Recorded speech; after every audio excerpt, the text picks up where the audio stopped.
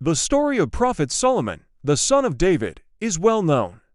He is famous for his wisdom, wealth, power, and the supernatural abilities granted to him by God. But have you ever heard the tale of the prophet's love for the winged horses? This forgotten story goes back to ancient times when Solomon was blessed by God to have dominion over the winds, the jinn, or elemental beings of immense power, and all the wild animals.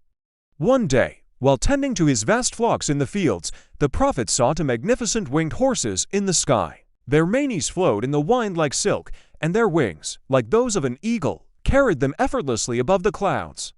They landed gracefully before him and bowed their heads, acknowledging Solomon as their master. Overwhelmed with joy, the prophet returned to his palace in the city of Jerusalem, eager to show his prized possession to his people. He led them to the royal stables, where rows upon rows of horses stood proudly. Among them were the finest breeds from across the land, each more magnificent than the last. But none could compare to the majesty of the winged horses. Their presence seemed to elevate the very air around them, and their beauty captivated the hearts of all who beheld them. Every day, Solomon would adorn them with golden bridles and halters, symbols of his power and prestige. The horses would neigh in delight as he approached, their eyes shining with intelligence and affection. It was during these moments that the prophet felt truly blessed, knowing that such wonders were his to command. However, as time passed, Solomon found himself drawn more and more to the stables, neglecting his other duties and responsibilities. The winged horses had become his obsession, and he spent all his time caring for them, riding them, and showing them off to anyone who would marvel at their beauty. Though his advisors tried to remind him of his greater purpose, warning him not to be distracted by earthly pleasures, Solomon paid them no heed. He was too enamored with his winged horses, and he couldn't bear the thought of parting with them.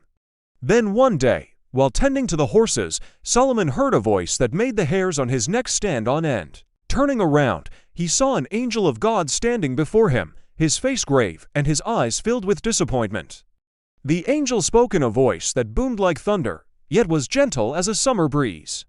"Solomon, my son, why have you strayed so far from the path of righteousness?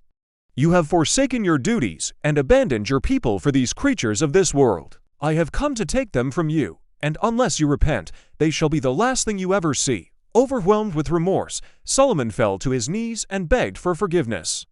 But the angel remained unmoved, and with a wave of his hand, the winged horses were taken from Solomon's grasp. As they were lifted into the air, their cries of anguish echoed through the stables, and Solomon's heart broke at the sight.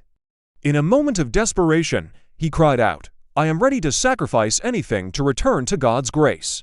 Take my life, but spare my horses." But the angel shook his head sadly. "Your sacrifice would be meaningless without your heart and soul. Return to me with both, and I will intercede on your behalf." And so it was that Solomon, stripped of his power and possessions, stood before God, broken and contrite.